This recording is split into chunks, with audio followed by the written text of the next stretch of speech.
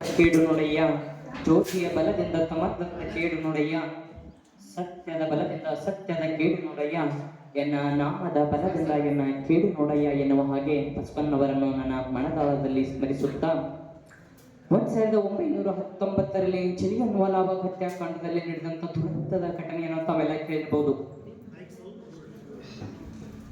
ಉಧಾಮ್ ಸಿಂಗ್ ಎಂಬುವ ವ್ಯಕ್ತಿ 20 ವರ್ಷದ ಯುವಕ ಜಲಿಯನ್ ವಾಲಾಬಾಗದಲ್ಲಿ ನಡೆದಂತ ಹತ್ಯಾಕಾಂಡವ ರುವಾರಿಯನ್ನ ನೋಡಿ ತನ್ನ ಪ್ರಾಣವನ್ನ ಕೊಟ್ರೆ ಈ ಭಾರತ ಮಾತೆಗೋಸ್ಕರ ಪ್ರಾಣವನ್ನು ಕೊಡಬೇಕು, ಈ ಪ್ರಾಣ ಏನಾದ್ರೂ ಇದ್ರೆ ಈ ಭಾರತ ಭೂಮಿಯಲ್ಲಿ ಹೋಗ್ಬೇಕು ಅಂತ ಪಣ ತೊಟ್ಟ ಉಧಾಮ್ ಸಿಂಗ್ ಅವರು ಎಂತ ಜಲಿಯನ್ ವಾಲಾಬಾಗ್ ಹತ್ಯಾಕಾಂಡಪ್ಪ ಅಂದ್ರ ಸುತ್ತಲೂ ಕಂಪೌಂಡ್ ಇರ್ತದ.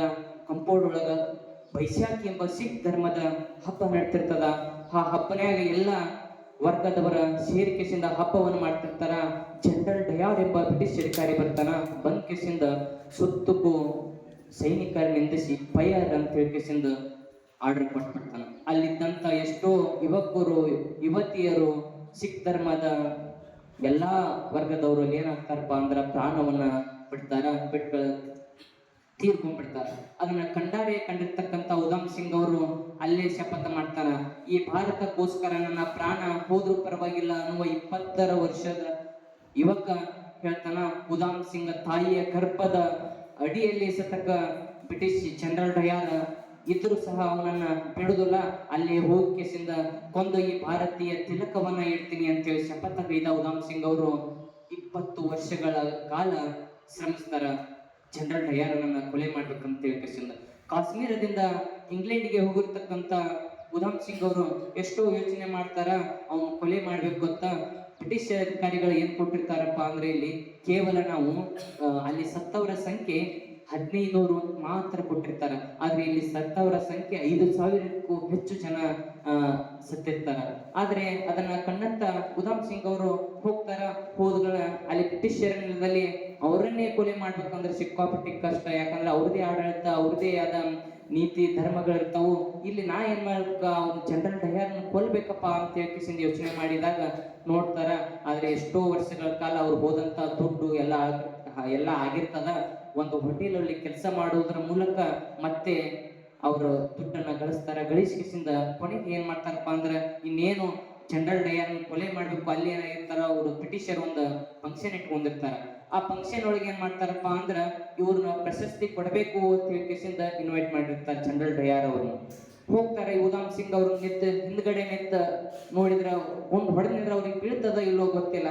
ಆದ್ರ ಬಿದ್ದು ಅವ ಸೈತಾನ ಬೀಳಿಕಂದ್ರೆ ನಾ ಅವ್ರಿಗೆ ಸೆರೆಯಾಳ ಆಗ್ತೀನಿ ಅಂತ ಹೇಳ್ಕೇಸಿಂದ ಯೋಚನೆ ಮಾಡ್ತಿರ್ತಾರ. ಅಲ್ಲೇ ಒಂದು ಯೂನಿವರ್ಸಿಟಿ ವಿದ್ಯಾರ್ಥಿ ಬಂದು, ನೀ ಭಾರತೀಯ ಹೌದು, ಏನ್ ಮಾಡಕ್ ಸಾಧ್ಯ ಅದ, ನೀ ಭಾರತೀಯ ಹೌದು ಅನ್ನಕ್, ನೀ ಭಾರತೀಯನ ತೋರಿಸ್ಕೊಳಕ್ ಏನ್ ಮಾಡ್ಬೇಕು ಅಂತ ಹೇಳಿ ಕೇಳಿದಾಗ ಉಧಾಮ್ ಸಿಂಗ್ ಅವ್ರು ಏನ್ ಬೇಕು, ಈ ನನ್ನ ರಕ್ತದಿಂದ ಏನಾದ್ರು ಬರೀಲಿ ಅಥವಾ ನನ್ನ ರುಂಡವನ್ನ ಚೆಂಡಾಡಿ ಇಲ್ಲೋ ಅಂತ ಹೇಳಿ ಕೇಳ್ತಾರ. ಬೇಡ, ಇಲ್ಲೇ ಇರ್ತಕ್ಕಂಥ ಈ ತ್ರಿಜ್ ತಗೊಂಡ್ ಕೇಸಿಂದ ಚುಚ್ಕೋ ಅಂತ ಹೇಳಿ ತೋರಿಸಿದ್ಗಳ ಅವ್ರಲ್ಲಿ ಇರುವ ತ್ರಿಜನ್ನ ಈ ಕೈಯಾಗ ಚುಚ್ಕೊಂಡ್ ಕೇಸಿಂದ ಹಿಂದ ತುರ್ಕೊಂಡ್ ಮುಂದ್ ಬರಂಗ ಇದು ಮಾಡ್ತಾರ. ಅಂತ ದೇಶಭಕ್ತಿ ಉಧಾಮ್ ಸಿಂಗ್ ಇರ್ತ. ಕೊನೆಗೆ ಹೇಳ್ತಿರ್ತಾರ ಜನರಲ್ ಡಯಾರ್ ಅವ್ರ ಮಾತ ಸ್ಟೇಜ್ ಮ್ಯಾಗ ಬರ್ತದ. ಅವಾಗ ಉಧಾಮ್ ಸಿಂಗ್ ದೂರ ನಿಂತ್ಕೊಂಡ್ ಹೊಡಿಬೇಕು ಬೇಡ ಅನ್ನೋ ಪ್ಲಾನ್ ಅವ್ರು ಮಾಡ್ತಿರ್ತಾರ. ಅವಾಗ ಹೇಳ್ತಾರ, ಹಿಯಾಳಿಸಿ ಭಾರತೀಯರನ್ನ ಜನರಲ್ ಡಯಾರ್ ಹಿಯಾಳಿಸಿ ಮಾತಾಡ್ತಿರ್ತಾನ.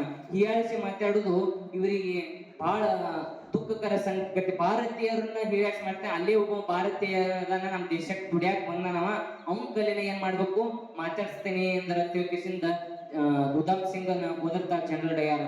ತುಂಬಾ ಖುಷಿಯಾಗಿ ಬಿಡ್ತೈತಿ ಉಧಾಮ್ ಸಿಂಗಗ. ನನ್ನ ಕೈಯಿಂದ ಸಾವು ತೂರಿಂದ ಬಡಿತೈತೆ ಇಲ್ಲೋ ಗೊತ್ತಿಲ್ಲ, ಗುಂಡಾದ್ರ ಇಲ್ಲಿ ಬಂದ್ ಕೇಸಿಂದ ಗುಂಡ ಹೊಡೆಸ್ಕೊಳಕ್ ನಿಂತಿಯಪ್ಪ ಅಂದ್ರೆ ನಾನೇ ಗ್ರೇಟು ಅಂತ ಹೇಳಿ ಕೇಸಿಂದ ಅಲ್ಲಿ ಹೋಗಿ ಗುಂಡನ್ನ ಹೊಡಿತಾರ. ಹೊಡೆದುಗಳ ಸತ್ತಾರ. ಅವು ಅಲ್ಲೇ ಜನರಲ್ ಡಯಾರ್ ಪ್ರಾಣವನ್ನ ಬಿಡ್ತಾರ. 20 ವರ್ಷಗಳ ಕಾಲ ಶ್ರಮ ಪಟ್ಟ ಜನರಲ್ ಡಯಾರ್ನ ಕೊಲೆ ಮಾಡಿರ್ತಕ್ಕಂಥ ಉಧಾಮ್ ಸಿಂಗ್ ಅವರು ಬ್ರಿಟಿಷ್ ಅಧಿಕಾರಿ ಅವ್ರು ನೋಡಿ ಗಡಗಡ ನಡುತ್ತಿರ್ತಾರ. ಯಾಕೆ ನಡೀತೀನಿ, ನಾ ಯಾರಂತಲೂ ಈ ಇದಕ್ ಬಂದಿಲ್ಲ, ನಾವು ಕೊಲೆ ಮಾಡ್ಬೇಕಂತ ಬಂದೀನಿ. ಯಾಕಂದ್ರೆ 5000 ಭಾರತೀಯರ ತಿಲಕವನ್ನ ಅಳಿಸಿರ್ತಕ್ಕಂಥ ಜನರಲ್ ಡಯಾರ್ನ ಇವತ್ತು ನಾ ಕೊಲೆ ಮಾಡಿ ನಾನು ಯಾವುದೇ ಶಿಕ್ಷೆ ಕೊಟ್ಟರು ಸಹ ನೀವೇನ್ ಮಾಡ್ಬೇಕು, ಶಿಕ್ಷೆ ಅನುಭವಿಸ್ತೀನಿ ಅಂತ ಹೇಳ್ಕೇಸಿಂದ ಉಧಾಮ್ ಸಿಂಗ್ ಅಂತಾರ. ಸೆರೆಮನೆಗೆ ಹಾಕ್ತಾರ. 40 ದಿನಗಳ ಕಾಲ ಎಲ್ಲಿರ್ತಾರಪ್ಪ ಅಂದ್ರೆ ಸೆರೆಮನೆ ಒಳಗಿರ್ತಾರ. ಉಪವಾಸ ಸತ್ಯಾಗ್ರಹನ ಮಾಡ್ಕೊತ ಉಧಾಮ್ ಸಿಂಗ್ ಅವರ ಸೆರೆಮನೆ ಒಳಗಿರ್ತಾರ.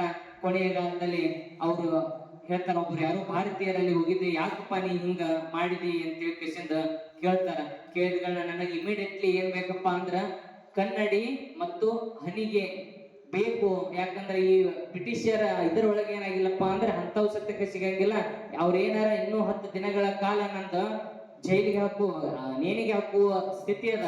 ಆದ ಕಾರಣದಿಂದ ಇಮಿಡಿಯೇಟ್ಲಿ ನನಗೆ ಏನ್ ಬೇಕಪ್ಪ ಅಂದ್ರೆ ಕನ್ನಡಿ ಮತ್ತು ಹನಿಗೆ ಬೇಕು ಅಂತ ಸೋಕಿಲಾಲ್ ಉಧಮ್ ಸಿಂಗ್ ಅವರು ನೇಣಿಗೆ ಶರಣಾಗ್ತಾರ.